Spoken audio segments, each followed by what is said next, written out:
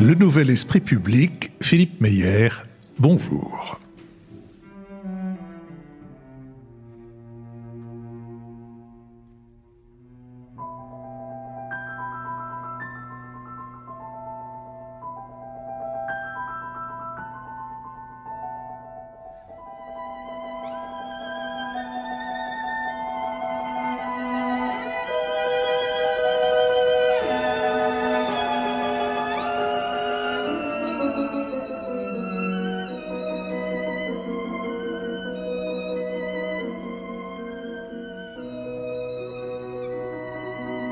Bonjour et merci de nous avoir rejoints pour cette nouvelle édition du Nouvel Esprit Public, en public, à l'école alsacienne, devant un public nombreux et qui sans doute nous soutiendra comme il nous soutient chaque fois que nous sommes dans cette maison, dont je remercie le directeur et l'ensemble de ceux qui nous aident à organiser ici ce nouvel esprit public. Nous allons nous efforcer d'éclairer certains éléments de l'actualité avec Nicolas Bavrez, avocat et essayiste, avec Béatrice Gibelin, directrice de l'Institut français de géopolitique et de la revue Hérodote, avec Lucille Schmitt, membre du comité de rédaction de la revue Esprit, et avec Lionel Zinsou, président de la Fondation Terra Nova et ancien Premier ministre du Bénin.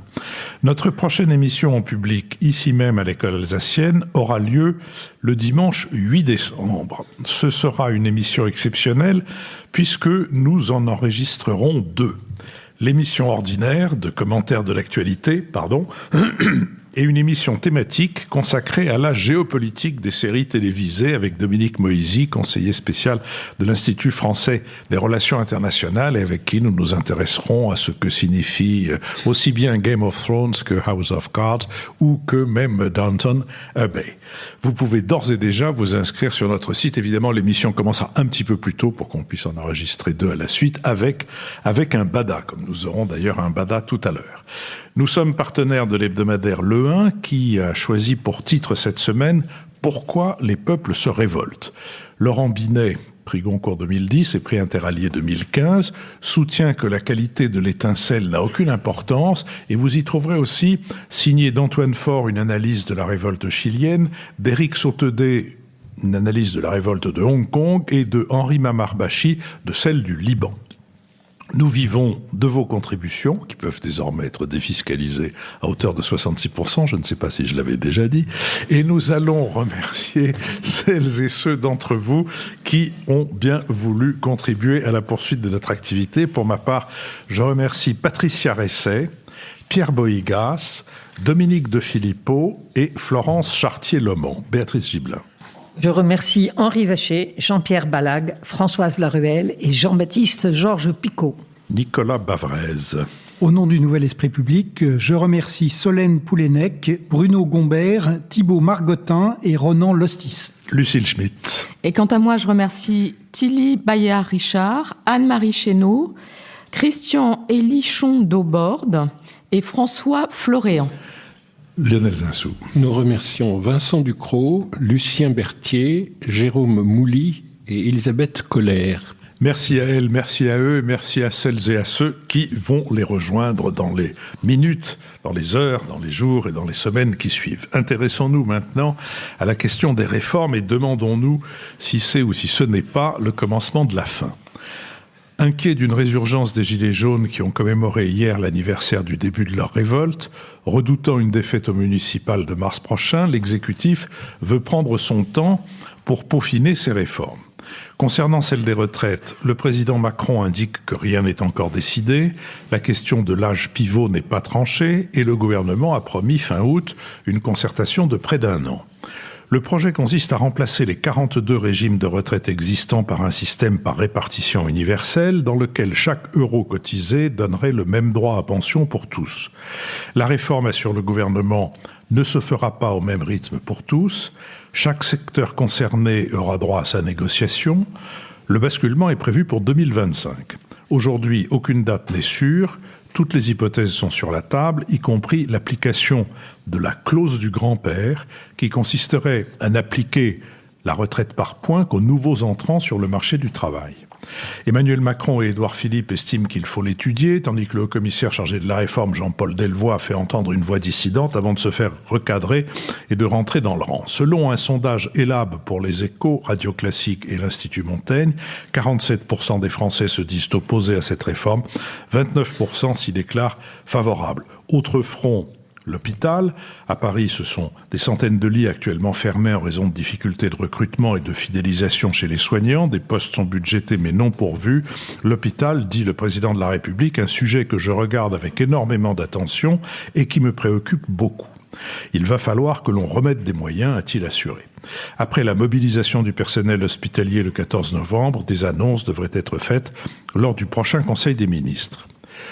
Le problème qu'on a, c'est qu'on fait une stratégie qui va mettre 5 à 10 ans à se déployer, rappelle le président de la République. D'ici là, le 5 décembre, la CGT, FO, FSU Solidaire et plusieurs mouvements de jeunesse sont appelés à une première journée de grève interprofessionnelle dans le sillage de plusieurs syndicats de la RATP. L'exécutif craint un embrasement dans la fonction publique sur ce sujet. Nicolas Bavrez.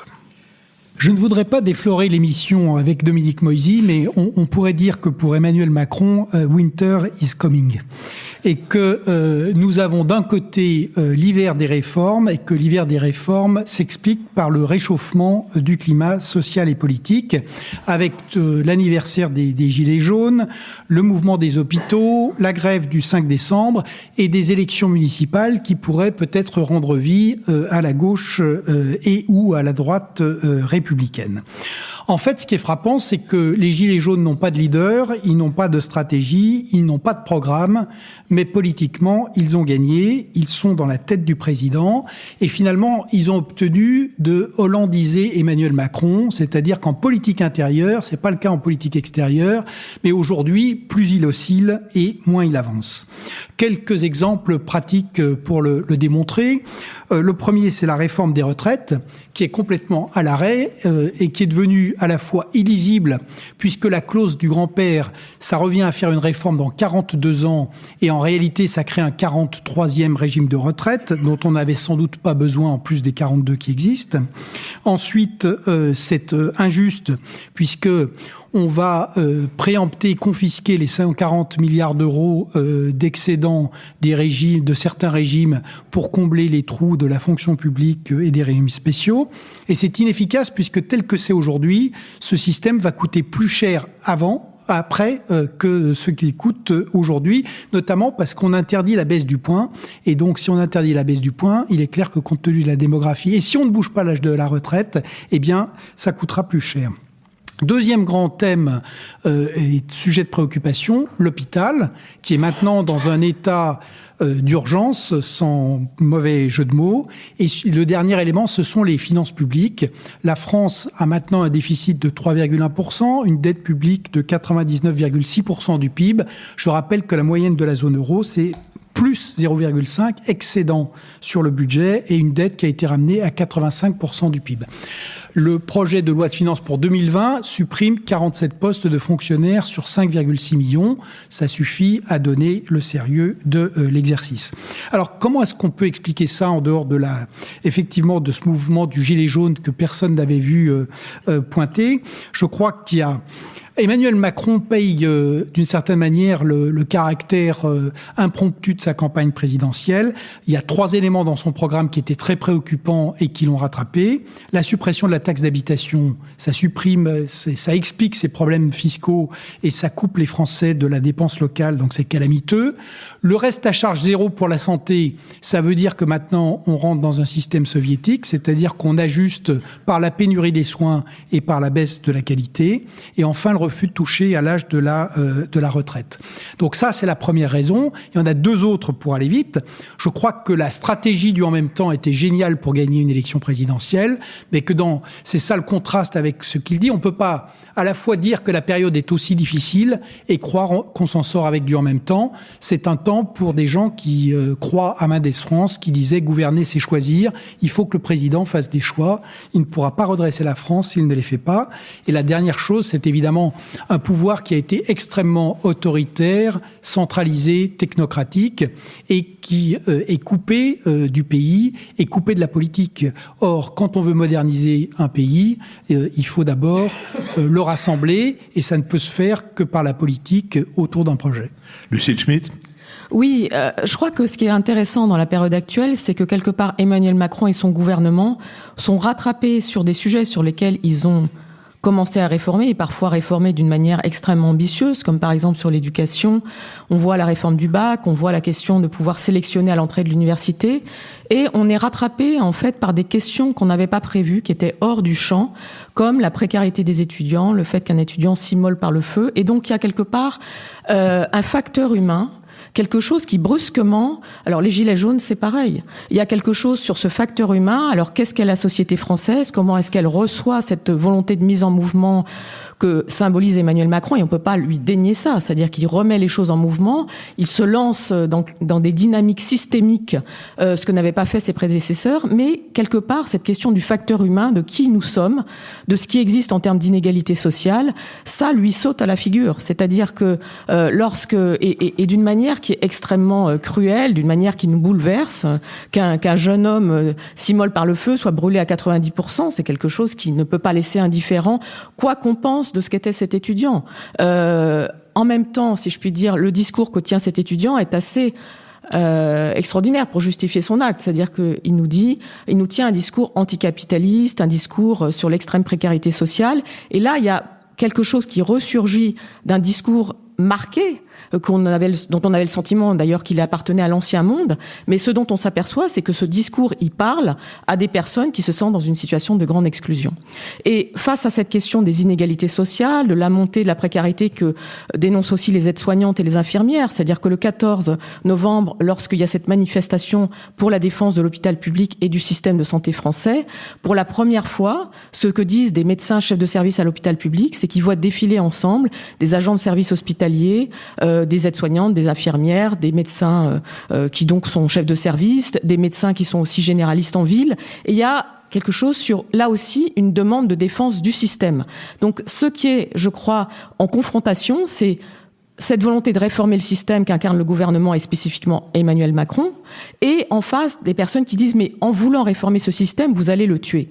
Est-ce qu'il faut rentrer... Enfin, moi je pense que cette question elle est posée, j'ai pas de réponse évidente à ça, je pense que la remise en mouvement est nécessaire, mais quand j'observe que par exemple la revendication sur l'hôpital public, c'est la fin de la tarification à l'acte parce que c'est quelque chose qui bénéficie aux cliniques, au secteur privé versus le secteur public, lorsque je vois qu'un chef de service à l'hôpital public dit mais moi est-ce que je vais continuer à y rester parce que j'aurais tout intérêt à multiplier par 2, par 3 mon salaire en allant travailler dans le secteur privé. Je pense que ces questions nous concernent tous et qu'il y a un sujet de bien commun.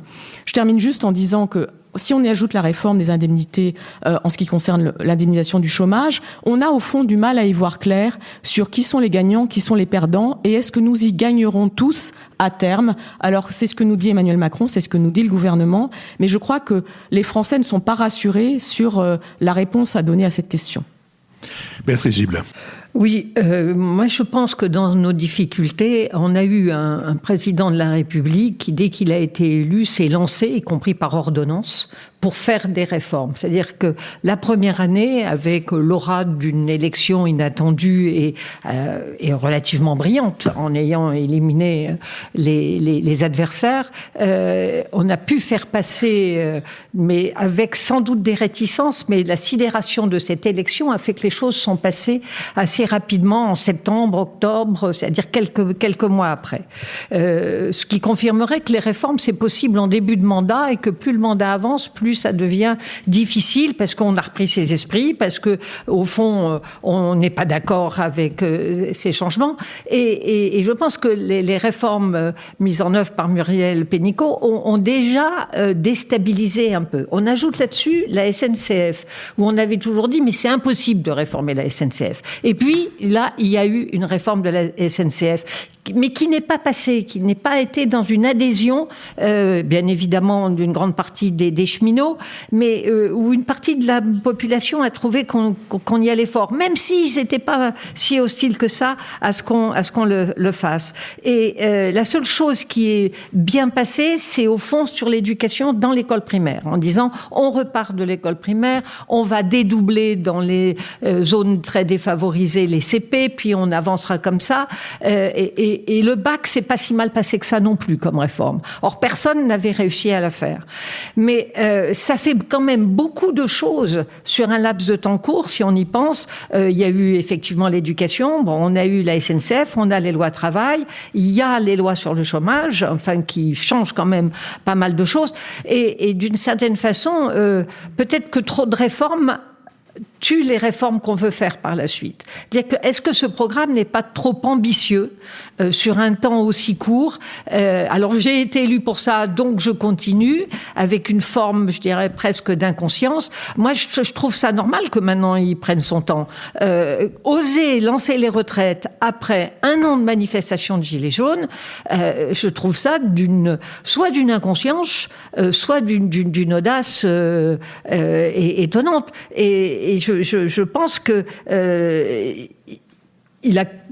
tout le monde a compris une chose, c'est que sur la santé, il est évident que le gouvernement va céder. Parce que sur la santé, il ne peut pas, à partir du moment où on a des chefs de service dans la rue jusqu'aux aides-soignantes, il ne peut pas ne pas céder pour l'hôpital. Mais ça veut dire beaucoup d'argent à l'hôpital et donc moins ailleurs. Alors les déficits publics, ils vont continuer à courir. Lionel Zinsou. Bon, peut-être le moment de la défense après celui de l'accusation. La mienne n'était pas si sévère. Non, c'est vrai, elle n'était pas si sévère. D'abord, il faut peut-être souligner que les réformes portent leurs fruits. Peut-être quand même après 2 ans et demi, un constat qu'il faut faire. D'abord, il n'y a pas de raison de sidération quand on prend des ordonnances. Le général de Gaulle, il a réformé toute la protection sociale par ordonnance. Enfin, les ordonnances, c'est un mode d'action législatif parfaitement légitime. On attendait de grandes manifestations après les ordonnances sur le marché du travail, la convergence des luttes. Ça a été un échec. En revanche, ce qu'on voit quand même sur le marché du travail, c'est qu'il a été créé 500 000 emplois à un niveau de croissance qui n'est pas si élevé. C'est-à-dire qu'il semble maintenant que l'économie française se mette à créer suffisamment d'emplois pour faire régresser le chômage à partir de 0,8 à 1% de croissance. Il se trouve qu'on a une croissance un peu supérieure à celle des autres pays, mais le contenu en emploi de la croissance est bien meilleur. 500 000 emplois, c'est quelque chose qu'on pourrait mettre un peu en avant plutôt que d'évoquer une sidération devant toute l'agitation des réformes. Il se trouve qu'en termes de pouvoir d'achat, quand on regarde ce qui fait que la croissance française est un peu supérieure, par exemple, à celle de l'Allemagne, il y a eu des gains de pouvoir d'achat très importants. Ce qui était intéressant hier, c'était que les Gilets jaunes disaient « on n'a rien vu ». Alors on a envie de leur adresser les comptes de la sécurité sociale, par exemple. La Caisse nationale d'assurance maladie aurait été en excédent pour la première fois depuis des décennies. Il se trouve qu'elle va être de 10 milliards en déficit. C'est directement l'effet de la distribution de pouvoir d'achat. La prime à l'emploi, les 1 500 000 foyers qui ont demandé leurs droits et la possibilité d'accéder à la prime à l'emploi alors qu'ils l'ignoraient, donc l'accès aux droits a été beaucoup amélioré. Tout ça, ça distribue du pouvoir d'achat, de la consommation, et c'est ça qui fait la croissance. Donc, moi, je serais prudent sur la taxe d'habitation. Pardon. C'est également une façon de distribuer du pouvoir d'achat. Et au fond, socialement, il y a des gens qui n'ont rien vu, mais tous les comptes sont très différents évidemment de la perception, mais tous les comptes disent qu'on a un peu changé de modèle économique. Alors, sur les méthodes ensuite, il y a des méthodes de réforme qui sont très intéressantes. On pourrait, plutôt que d'être dans la déploration, se demander qu'est-ce qui va sortir de la Convention citoyenne sur la transition énergétique. C'est quand même très original ce qui est en train de se faire et qui produira ses résultats en mars. C'est vraiment des citoyens avec un niveau de participation de 98%. Il y a 2% d'absents d'une session à l'autre. Donc avec un très grand engouement, les citoyens tirés au sort et font une forme d'expertise populaire qui est complètement nouvelle. Par ailleurs, manifestement, les liens avec les corps intermédiaires sont rétablis. Quand on a vu le grand débat, le président de la République, qui avait vu quel président de la République être des heures durant en direct au milieu de centaines de maires? Manifestement, avec les élus locaux, quelque chose est rétabli en termes de dialogue. Même chose avec les concertations qui sont quand même très profondes, très multiples, un début d'embellie du dialogue avec la CFDT, etc. Donc, vous avez des méthodes de réforme qui ont évolué, qui se sont adaptées. On est sorti du jupitérisme, on est sorti de l'isolationnisme de la forteresse de l'Élysée. Les méthodes ont changé. Mais surtout, les premiers résultats sur le marché du travail et sur le pouvoir d'achat et sur la croissance et sur le contenu en emploi sont là. Personne, absolument personne, ne le rappelle. Je voudrais dire aussi que les Gilets jaunes ont fêté leur anniversaire. Moi, je ne sais pas si j'avais été eux, j'aurais peut-être loué le Stade de France pour faire un concert, parce qu'ils étaient 28 000. Au Stade de France, il y a 80 000 places. Ça aurait donné plus d'ampleur au mouvement. 28 000, c'est extrêmement peu. Moi, je veux bien qu'on revienne sur la pertinence absolue du mouvement des Gilets jaunes et leur représentativité. Admettons qu'il n'ait pas fallu la mesurer à leurs 0,1 et 0,2% dans les élections européennes. Mais 28 000, c'est beaucoup moins qu'un concert d'anniversaire. Il faut bien voir ce que ça représente. Cette obsession sur le fait qu'ils seraient représentatifs, alors ils n'ont rien vu, rien n'a changé. Le pouvoir n'a pas changé, les réformes ne changent pas le pays, ils n'ont pas vu les emplois, ils n'ont pas vu le pouvoir d'achat, très bien, et ils sont 28 000. Heureusement qu'ils ne sont que 28 000 à ne rien percevoir de ce qui est en train de changer en France. Donc, il n'y a pas de pause sur les réformes. Et c'est normal que la retraite prenne du temps de concertation. C'est pas un ralentissement, c'est une méthode de fonctionnement. On va pas faire la réforme des retraites par ordonnance. Là, c'est très clairement beaucoup mieux de le faire avec une concertation la plus complète possible. Donc je pense pas du tout qu'on soit dans un ralentissement. Je pense qu'on a fait des progrès de méthode et surtout des progrès de résultats. Nicolas Bavrez. Quelques brèves réponses. D'abord, sur les résultats, on a créé 500 000 emplois, et c'est évidemment très positif, mais la raison de la création de ces emplois est moins sympathique, c'est-à-dire qu'il n'y a plus de gain de productivité dans l'économie. Donc, de fait, ça permet de créer des emplois, mais l'absence de gain de productivité, à terme, est préoccupante. L'économie occidentale, c'est pas la France. Non, mais c'est pas une situation spécifiquement française, c'est tout à fait juste, mais mondiale. Il se trouve que c'est quand même une préoccupation pour l'avenir, également pour la France, que de ne plus avoir de gain de productivité dans l'économie. La deuxième chose, c'est que le chômage remonte quand même, et surtout, il est vrai qu'on a distribué du pouvoir d'achat, mais on est totalement dans l'ancien monde. On a distribué du pouvoir d'achat par de la dette publique, comme d'habitude. Et donc, c'est aidé, facilité par le fait qu'on est en taux négatif, mais on pourrait admettre, si vous voulez, et c'est là où il y a une contradiction terrible, Emmanuel Macron n'arrête pas de dire aux Allemands qu'il faut investir, alors qu'ils investissent plutôt pas si mal, mais en France, il n'y a pas d'investissement parce que, de fait, la dette publique augmente pour continuer à alimenter une dépense sociale qui, en plus, est de plus en plus inefficace puisque les gens n'en voient pas l'utilité. Et il y a, si vous voulez, aussi au-delà de l'économie, je voudrais pointer la dégradation très profonde de la nation et la montée de la violence, la contagion de la violence dans notre pays, qui est extrêmement spectaculaire. Effectivement, il y avait peut-être pas les gens n'étaient peut-être pas si nombreux hier, mais si vous voulez, et notamment la mise à sac du monument au maréchal Juin, et quand on sait ce qu'a représenté la 2e DB dans l'histoire de la libération de notre pays, ça montre un degré de dépravation morale qui est absolument inouï. Et cette violence, vous la trouvez chez les agriculteurs, chez les véganes, dans le camp d'en face, vous la trouvez partout. Et il n'y a aucune réponse à cette montée de la violence. Et ça, c'est encore plus grave que l'économie, parce que c'est vraiment quelque chose qui va menacer notre nation. Et la dernière chose sur la politique, oui, on a fait des réformes, mais j'y reviens. Le grand défaut, le grand vide d'Emmanuel Macron, c'est la politique. Ça se voit dans un groupe parlementaire qui tire à hue et à dia et un parti présidentiel qui n'existe pas. Je vous renvoie à une carte très intéressante qui a été publiée par les Échos cette semaine, la carte des déplacements d'Emmanuel Macron. Et on voit que la diagonale, ce qu'on appelle la diagonale des gilets jaunes, est totalement absente. Donc Emmanuel Macron, je pense que beaucoup de ces réformes étaient bienvenues.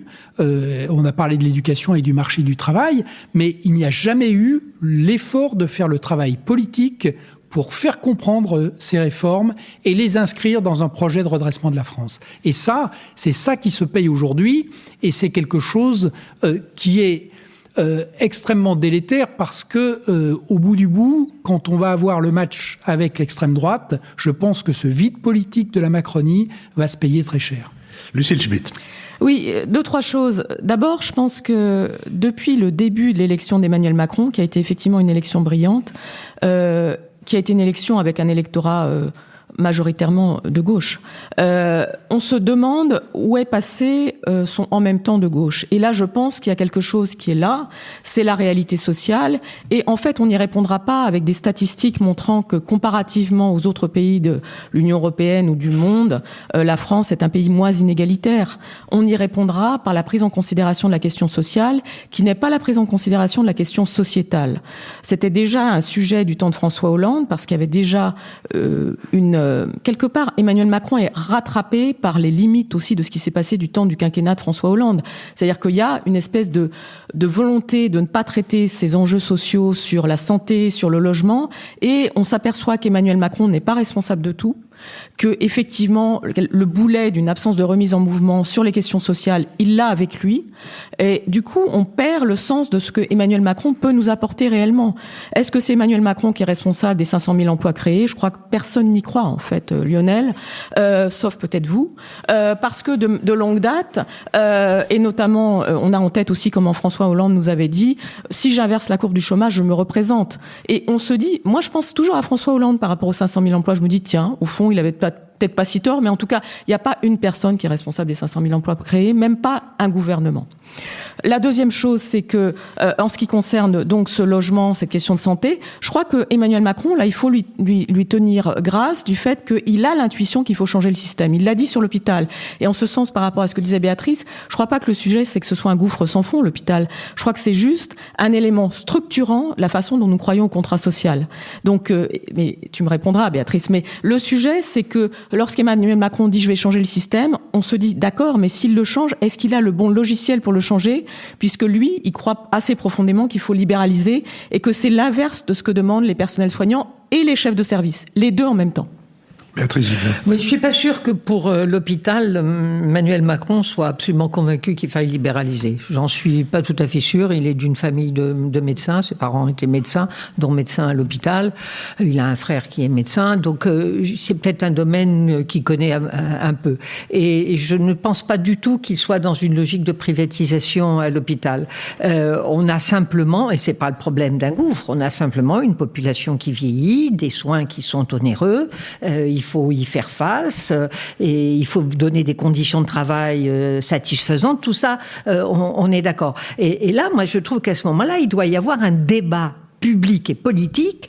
Que voulons-nous et quelle somme sommes-nous prêts à donner pour garder ce système de santé?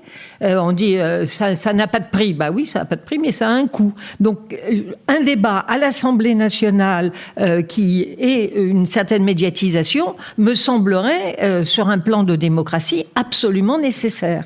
Bon, visiblement les Français sont très attachés à leur système de santé, sans doute à juste titre. Quel prix sont-ils prêts à mettre pour le préserver dans des conditions de travail sérieux? Voilà. Alors, dernier point, la dégradation de la nation. Moi, je suis moins alarmiste que Nicolas Bavrez là-dessus. Je pense qu'effectivement, il y a des lieux d'extrêmement forte tension, qu'il y a des formes de violence importantes. Place d'Italie hier, c'était vraiment une violence inacceptable inacceptable, c'est évident, et qu'il y a une forme de violence dans la société, c'est certain.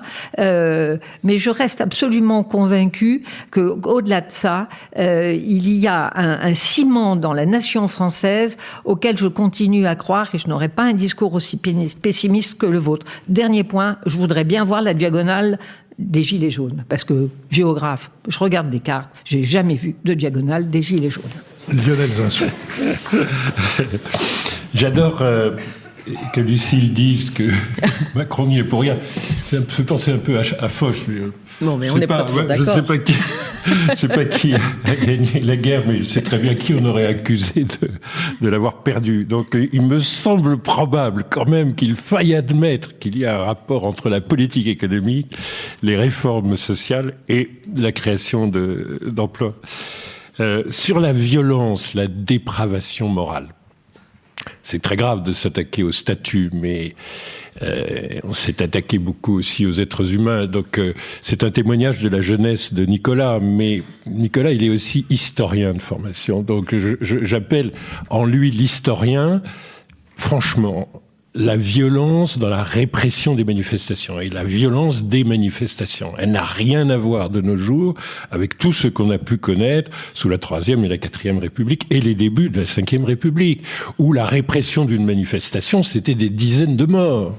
Donc, on n'est pas du tout on est dans une théâtralisation de la violence, on est dans les télévisions en continu qui nous donnent une image absolument catastrophique de deux policiers réfugiés dans un pressing, chose effectivement qui est poignante, et qui survivent parce que la cavalerie arrive, si vous voulez, elle les libère.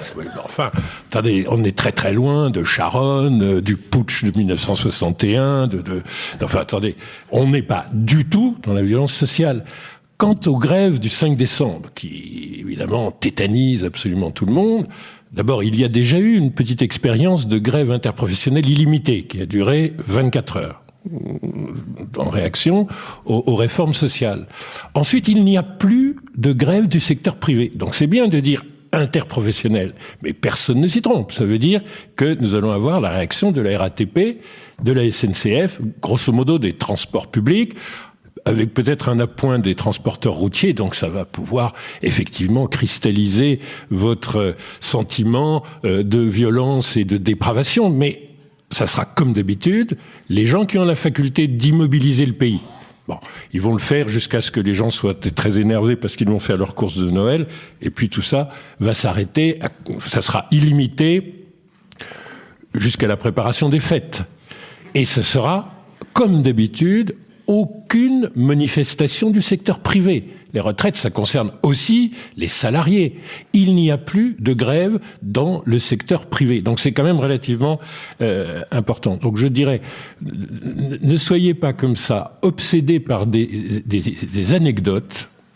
Nous ne sommes ni dans la dépravation morale, ni dans la violence sociale.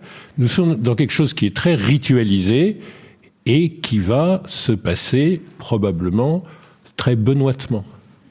Cher Lionel, souvenons-nous de la parole un tout petit mot sur l'hôpital public, excusez-moi Philippe. Un rapide mot alors sur l'hôpital public. Sur l'hôpital public, nous avons une réforme continue. C'est pas la peine de dire que le 14 novembre, c'est le jour où s'est effondré l'hôpital. Il y a eu une réforme très importante de Madame Bachelot quand elle était ministre de la Santé, mais très fondamentale. Il y a eu des efforts de Madame Marisol Touraine. Il y avait sur la table un plan de 750 millions d'euros de Madame Agnès Buzyn. On a eu une succession d'améliorations très importantes. On a des problèmes probablement liés aux 35 heures à l'hôpital, des problèmes anciens d'organisation du travail. En attendant, nous sommes dans un continuum et c'est quelque chose qui va juste être accéléré. Notez bien que le président de la République a remis en cause les 3% de déficit budgétaire parce qu'il est probable que l'effort d'adaptation de l'économie supposerait un peu plus de déficit budgétaire. Je suis désolé pour la compassion de Nicolas pour le sujet de la dette. Ayons en tête que le déficit budgétaire américain, c'est de l'ordre de 5% du PIB, et ce qu'on appelle le déficit public augmenté de la République populaire de Chine, c'est 10% du PIB. Quand le président dit « le débat est un débat d'un autre monde, d'un autre temps sur les 3% des critères de Maastricht », quand il intervient auprès de l'Allemagne pour essayer d'assouplir cette règle qui n'a plus de sens, c'est cohérent avec le fait que si on veut satisfaire les attentes de la nation, il va falloir en effet dépenser un peu plus dans le domaine de la dépense publique. À propos des prévisions concernant le 5 décembre, méditons sur l'aphorisme de Pierre Dac qui disait « Il est très dangereux de faire des prévisions, surtout si elles concernent l'avenir ». Et intéressons-nous maintenant à la question de l'Alliance Atlantique. Moins d'un mois avant le 70e anniversaire de cette alliance, qui sera célébré lors du prochain sommet de l'organisation à Londres, les 2 et 4 décembre, le président Macron a jugé dans The Economist que l'OTAN était en état de mort cérébrale. Dans un long entretien, le président explique cet état par le désengagement américain vis-à-vis de ses alliés et l'intervention militaire de la Turquie, membre de l'Alliance, dans le nord de la Syrie. Il n'y a, dit-il, aucune coordination dans la prise de décision stratégique entre les États-Unis et leurs alliés de l'OTAN. Il se déclare alarmé par la fragilité extraordinaire de l'Europe, qui disparaîtra si elle ne se pense pas comme puissance dans ce monde, fin de citation, et pour Emmanuel Macron, le sursaut doit passer par 2 chemins, développement d'une véritable souveraineté militaire et relance du dialogue avec la Russie. Les coups contre l'Alliance Atlantique ont été portés par Donald Trump, qui, après avoir considéré qu'elle était obsolète pendant sa campagne électorale, a introduit le doute sur sa volonté d'honorer la solidarité militaire stipulée par l'article 5 du traité de l'Atlantique Nord en cas d'attaque contre l'un de ses membres. Les propos d'Emmanuel Macron ont suscité un tollé chez les alliés. Ils ont choqué en Allemagne où Angela Merkel a déclaré, je cite, « Je ne pense pas qu'un tel jugement intempestif soit nécessaire. Les termes radicaux de M. Macron, a ajouté la chancelière, ne correspondent pas à mon point de vue. »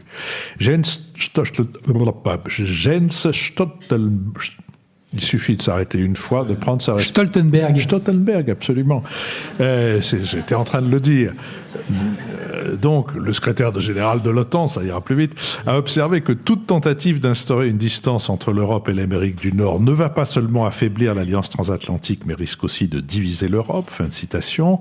La présidente désignée de la Commission européenne, Ursula von der Leyen, a défendu, je cite, la plus puissante alliance de défense dans le monde. Le secrétaire d'État américain Mike Pompeo a jugé que l'OTAN restait historiquement un des partenaires stratégiques les plus importants. Le Premier ministre canadien Justin Trudeau a souligné le rôle extrêmement important de l'organisation, notamment en Irak et en Lettonie. Le Premier ministre polonais Mateusz Morawiecki a estimé les propos d'Emmanuel Macron dangereux, tandis que le président turc Erdogan les a qualifiés d'inacceptables. Moscou, en revanche, a salué des paroles en or et une définition précise de l'état actuel de l'OTAN sur cette question. Béatrice Gibel. Oui, la déclaration de Emmanuel Macron dans The Economist, qui est en plus un journal britannique, quand on est dans la discussion du Brexit, mais il n'est pas question que la Grande-Bretagne, que le Royaume-Uni quitte l'OTAN de toute façon, avait de quoi susciter des commentaires extrêmement importants. Bon, on a dit, il met les pieds dans le plat. La situation est effectivement préoccupante pour l'OTAN. Le fait qu'on ait un allié qui est la Turquie et qui est quand même un allié avec une armée importante et qui est fonctionnelle, puisse intervenir dans le nord-est de la Syrie sans prévenir les autres alliés est tout à fait préoccupant. D'autant plus que, je rappelle, en 2017, ils ont passé commande d'un système de défense avec des missiles russes S-400 qui ont été livrés en juillet 2019 et qui est effectivement un mauvais coup porté assurément à l'OTAN et aux alliés, puisque on sait très bien que ça met en cause, au fond, les possibilités américaines de son propre avion F-35. Donc tout ça est des mauvais signes. Bon. Et puis, on réagit pas. Donc, dire, l'OTAN, au fond, elle n'est pas en capacité de pouvoir réagir. Et si chacun commence à faire ce qu'il veut dans cette alliance, alors à quoi sert-elle? Et ça, c'est la question. À quoi sert l'OTAN aujourd'hui? L'OTAN a été créée, tout le monde le sait, une alliance contre le communisme et l'Union soviétique. Un système contre. À partir du moment où le système communiste s'est effondré, où le pacte de Varsovie a disparu, certains ont même dit, un Premier ministre français, il est temps de toucher les dividendes de la paix. Donc, d'une certaine façon, l'OTAN n'a plus vraiment de raison d'être. À ceci près qu'elle continue toujours d'exister. Et moi, ça me fait penser aux couples qui devraient toujours se séparer, mais qui restent ensemble. S'ils restent ensemble, c'est peut-être qu'il y a des raisons d'équilibre pour que ça dure. Et dans le cadre de l'OTAN, c'est assurément plus, pour le moment, en tout cas, une alliance pour, j'allais dire, être offensive. Elle est intervenue au moment où on pensait qu'elle ne servait plus à rien, il y a eu les Balkans. Alors la question des Balkans a montré qu'au fond, oui, l'OTAN pouvait peut-être intervenir et que c'était peut-être pas si mal. Puis il y a eu l'Afghanistan, mais l'Afghanistan, c'était loin. Et la question qui se pose aujourd'hui, c'est les divisions internes en Europe sur l'OTAN. Il y a bien évidemment l'attitude des États-Unis et l'attitude de Trump, mais il y a aussi les divisions internes. La position des pays de l'Est de l'Union européenne par rapport à l'Ouest sont radicalement opposées. C'est-à-dire que, je vais prendre simplement le cas de la Pologne. La Pologne, ou les États baltes, proximité avec la Russie, inquiétude, ils ne font confiance qu'en l'OTAN pour les protéger. Peut-être pas forcément la meilleure chose, mais c'est comme ça. De l'autre côté, on a une position pour la France qui, depuis l'origine, et c'est pas parce qu'avec Sarkozy on a réintégré le commandement de l'OTAN que on n'a pas une aspiration à une vraie autonomie militaire. On sait qu'on ne peut pas le faire seul, mais parmi les armées européennes, une armée qui peut compter, même si elle n'est pas aussi puissante qu'elle le souhaiterait, c'est l'armée française. L'autre étant l'armée britannique. Mais l'autonomie de l'armée française, avec sa possibilité nucléaire, est encore plus grande que celle de l'armée britannique. Et les Allemands ne veulent pas se vivre comme puissance militaire. Donc tout le discours que prend Emmanuel Macron sur la nécessité de construire une défense européenne tombe dans une forme de silence ou en tout cas d'extrême prudence de la part de l'Allemagne. Et puis la deuxième position importante, c'est que pour nous, Français, le danger vient beaucoup plus du Sud qu'il ne vient de l'Est. Donc les visions stratégiques qu'on peut avoir sont tellement différentes que les divisions internes européennes vis-à-vis de l'OTAN me semblent effectivement préoccupantes. Lionel Zinsou. Oui, moi je crois que la diplomatie française n'est jamais aussi rayonnante que quand elle est dans la rupture. Donc je trouve que les réactions négatives font penser aux réactions à la décision de Jacques Chirac de ne pas aller en Irak, ou aux décisions du général de Gaulle de reconnaître la République populaire de Chine ou de sortir du commandement militaire de l'OTAN. La France a une souveraineté diplomatique et elle est fondée à défendre des positions originales. En outre, c'est pas que des positions négatives, parce qu'il y a bien l'appel à une défense européenne. En fait, il y a un appel très précis à renforcer les moyens de défense de l'Union européenne, qui est quelque chose de très raisonnable, parce que l'Union européenne, c'est quand même la première puissance mondiale. En fait, il y a un club de pays qui font à peu près 20 000 milliards de dollars de richesses créées chaque année. Ce PIB de 20 trillions de dollars, au fond, autour de ce chiffre, il y a les États-Unis, l'Union européenne et la Chine. C'est quand même très nouveau pour la Chine. Ayez en tête que actuellement, le PIB de la Chine, c'est 13 milliards à taux de change courant, c'est un peu plus de 20 milliards, 22 milliards en parité de pouvoir d'achat, donc ce que ça permet vraiment d'acheter. 13 000 milliards à taux de change courant. À taux de change courant, quand le général de Gaulle reconnaît la Chine, c'était 50 milliards. On est passé de 50 milliards à 13 000. Donc vous avez un changement considérable des sous-jacents économiques. Si l'Union européenne ne prend pas sa dimension, il va quand même falloir regarder les chiffres, au fond, comparés aux nouvelles puissances. Dans ces comparaisons de puissance économique, il faut faire très attention à ces PIB, ces mesures de la richesse exprimées à taux de change courant. Quand vous corrigez, la parité de pouvoir d'achat, ça consiste en fait à effacer la sous-évaluation des monnaies, du yuan, de l'euro, etc. tout de même, l'Inde, aujourd'hui, en parité de pouvoir d'achat, c'est une puissance économique de 10 000 milliards de dollars. C'est-à-dire quand même 4 fois la France. On peut se rassurer en disant qu'à taux de change courant, l'Inde, le Brésil talonnent la France. Oui, mais enfin, en réalité économique, ils talonnent pas la France. Ils sont de très très loin supérieurs. Donc il y a des changements tout à fait fondamentaux auxquels l'OTAN ne répond pas. Tout le monde a été étonné quand Trump a dit ce serait raisonnable que le Brésil, après l'élection de M. Bolsonaro, rejoigne l'OTAN. Les gens se sont dit, mais le Brésil, c'est l'Atlantique Sud, enfin, c'est autre chose. Oui, mais enfin, au fond, ça tient compte du fait que nous avons un remaniement complet de la géopolitique en termes des sous-jacents économiques. D'autre part, une chose qu'il ne faut pas passer sous silence, c'est que l'Union européenne, quand elle s'unit, elle a de temps en temps des succès, alors que l'OTAN a eu quand même pas mal d'échecs dans la période récente. Vous disiez l'Afghanistan. Écoutez, l'Afghanistan, ça fait quand même 18 ans sans qu'il y ait de résultats de l'OTAN qui soient spectaculaires. 18 ans, c'est quand même 2 fois l'addition du temps qui a été passé à la Première et à la Deuxième Guerre mondiale. Donc, il y a un changement temporel considérable. Nous sommes devant des menaces qui peuvent durer extrêmement longtemps, qui n'ont pas du tout le caractère des menaces de 1949. C'est pas les mêmes puissances, c'est pas le même espace. Le Sud est beaucoup plus important, le Sahel est beaucoup plus important, le Moyen-Orient est beaucoup plus important. C'est pas le même espace et c'est pas la même temporalité et c'est pas les mêmes sous-jacents économiques. Et ce n'est pas le président de la République française qui a déstabilisé l'OTAN. C'est le président des États-Unis, quand il a dit que c'était une institution obsolète. Maintenant, il se scandalise de la formule du président français, mais c'est lui qui a déstabilisé l'OTAN.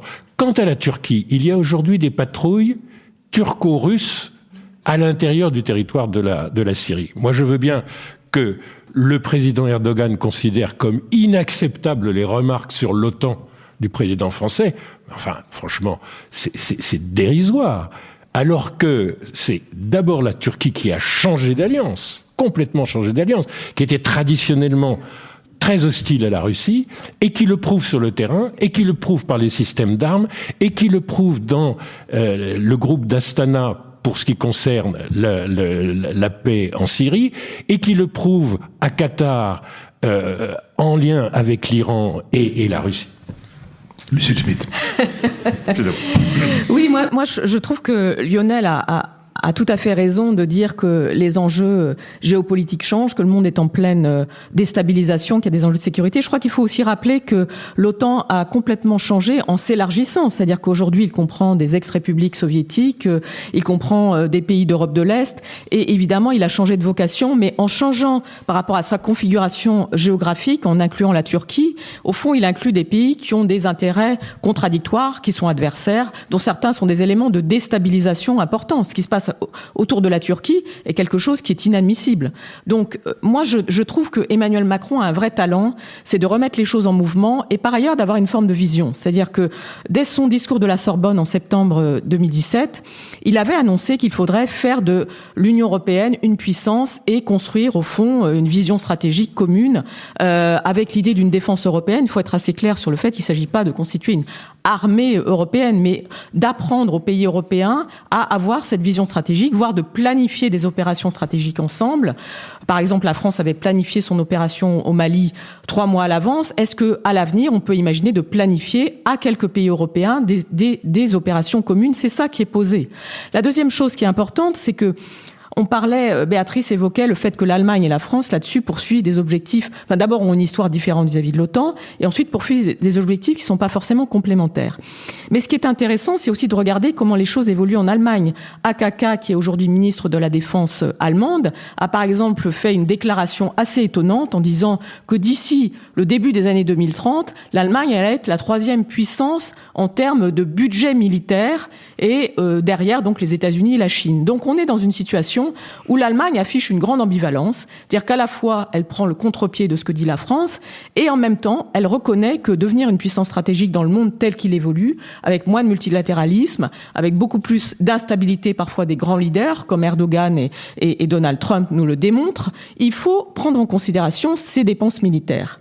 Donc par rapport à ça, qu'est-ce qui va se passer ? Je trouve qu'Emmanuel Macron a eu raison. Mais s'il a la vision, s'il a la capacité à mettre en mouvement, je trouve qu'il a une certaine incapacité à construire du collectif. On l'a vu au niveau européen, on l'a vu avec tout ce qui vient de se passer au Parlement européen, avec cette façon dont quelque part la République en marche a vraiment loupé le coche. Et donc, est-ce qu'il sera capable de construire du collectif ? Je crois que c'est pas écrit qu'il ne puisse pas le faire. Il avait raison quelque part de trumpiser son discours en mettant les pieds dans le plat.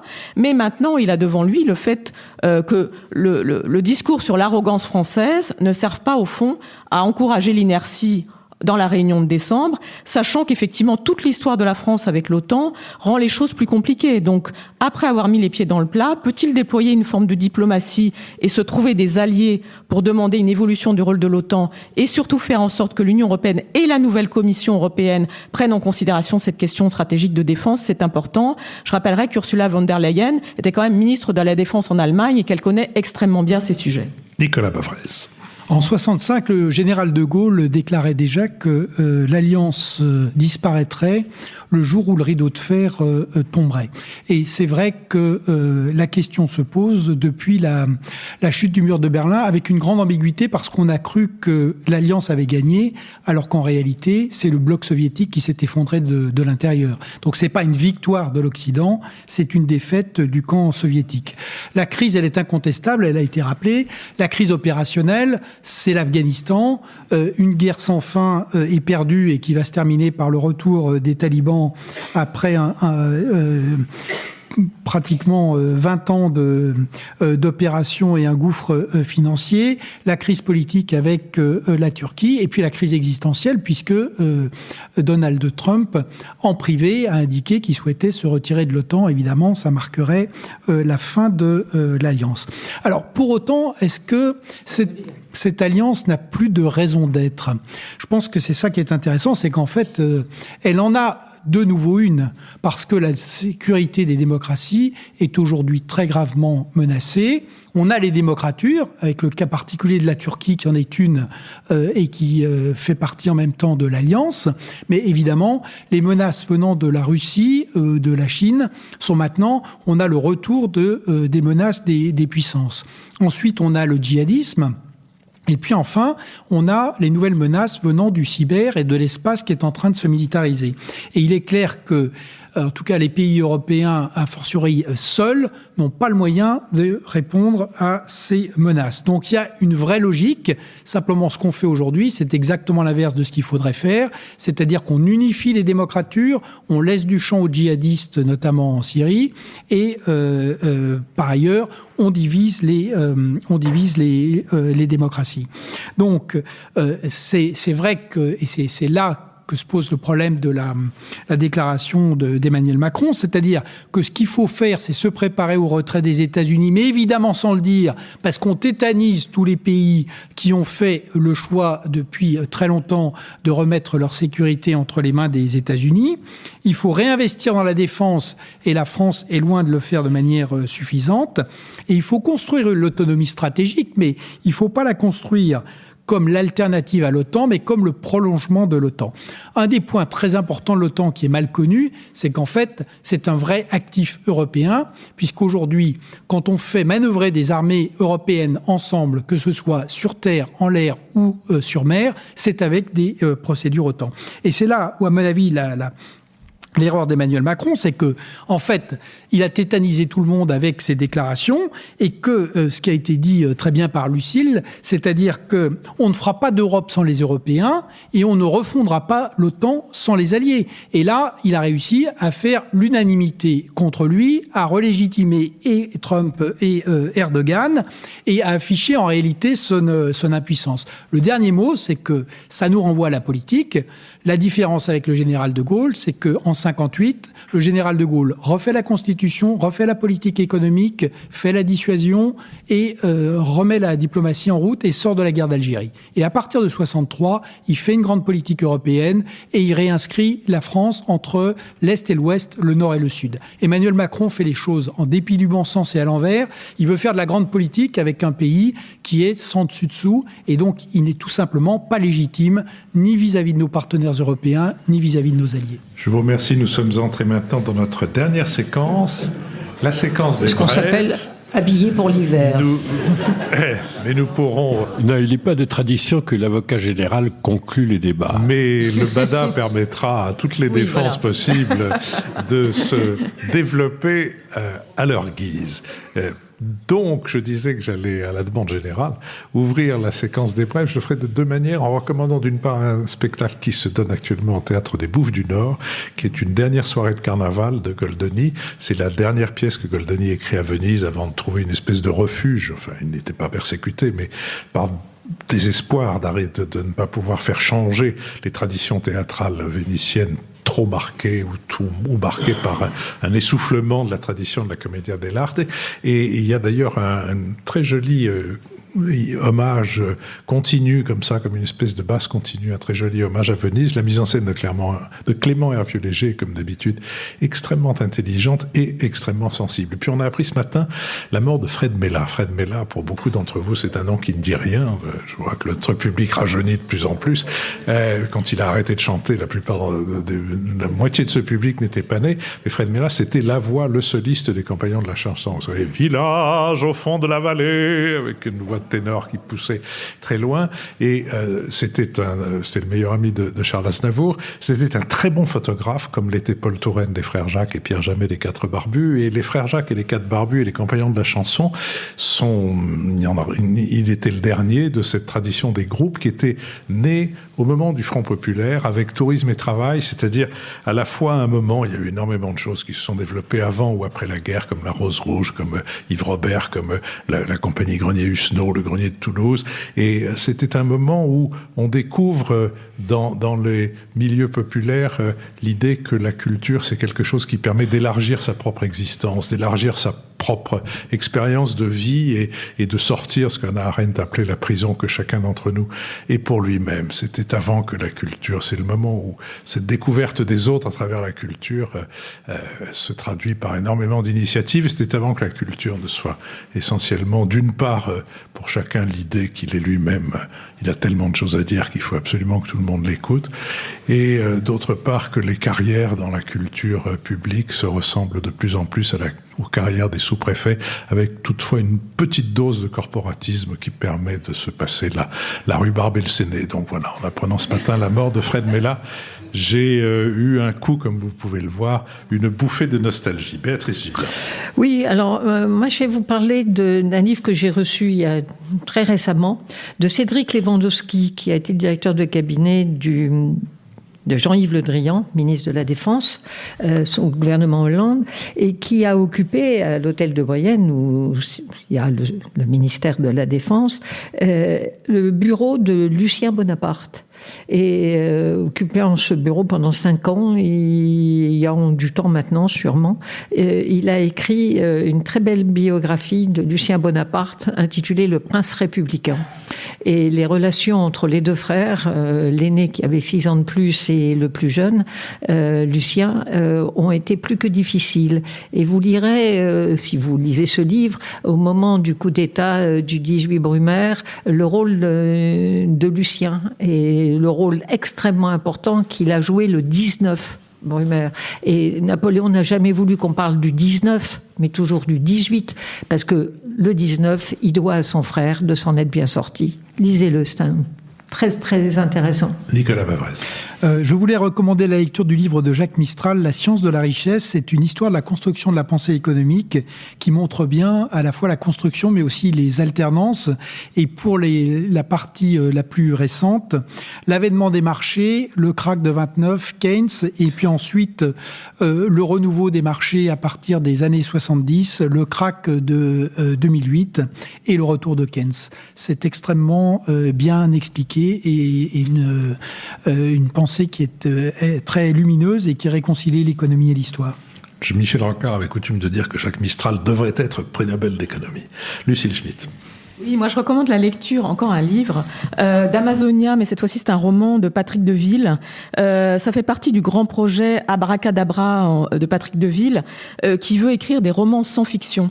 Et il se donne une contrainte très précise. Il va dans un lieu, il avait écrit avant Kampuchea, Équatoria, et au fond il collecte toutes les informations sur les faits historiques qui sont arrivés après 1860, et il mélange à ce récit des faits historiques quelque chose qui relève de l'histoire personnelle. Et ce qui est très intéressant dans Amazonia, c'est qu'on y croise évidemment un Bolt, on y croise Aguirre, mais on y croise aussi surtout Patrick Deville et son fils de 30 ans, qui font une remontée de l'Amazone, et donc ils mêlent ce lien avec son fils, ce retour au fond à une proximité, une intimité, cette description très écologique de ce très beau fleuve et de cette région dont on a tant entendu parler, et notre histoire qui est une histoire universelle avec Aguirre, avec un Bolt, etc. Lionel Zinsou.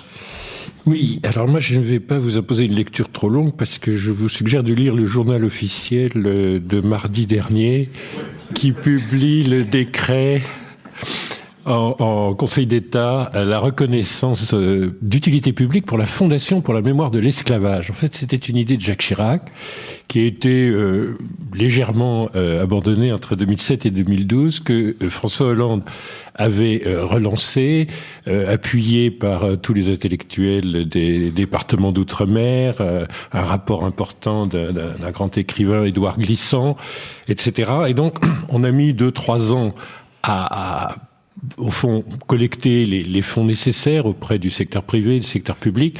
Mais il y aura désormais un monument reconnaissant la résistance à l'esclavage qui sera aux Tuileries. Il y aura dans l'hôtel de la Marine et des Colonies, sur la place de la Concorde, le siège de cette fondation, de nombreuses manifestations culturelles.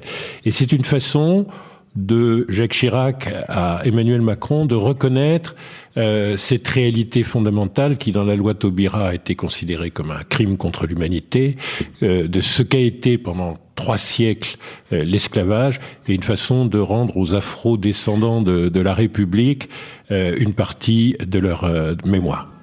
Je vous remercie. Je remercie Christian Saury de l'École alsacienne et Charles de Silla de Nouvelles Écoutes qui ont assuré l'enregistrement de cette émission, Nicolas Tourneau qui assure la vitalité du site, Benoît Carré qui assure les compendiums ou les compendia, je ne sais pas très bien, de nos conversations, c'est-à-dire en tout cas leur transcription en même temps que leur résumé. Et je vous incite à être de plus en plus nombreux à nous soutenir, non seulement moralement en faisant connaître l'émission, mais aussi financièrement, puisque grâce à la défiscalisation, vous nous donnez 30 € par mois, ça ne vous en coûte que 10, vous ne le sentez même pas passer. Merci à l'École alsacienne qui nous a accueillis et merci au public.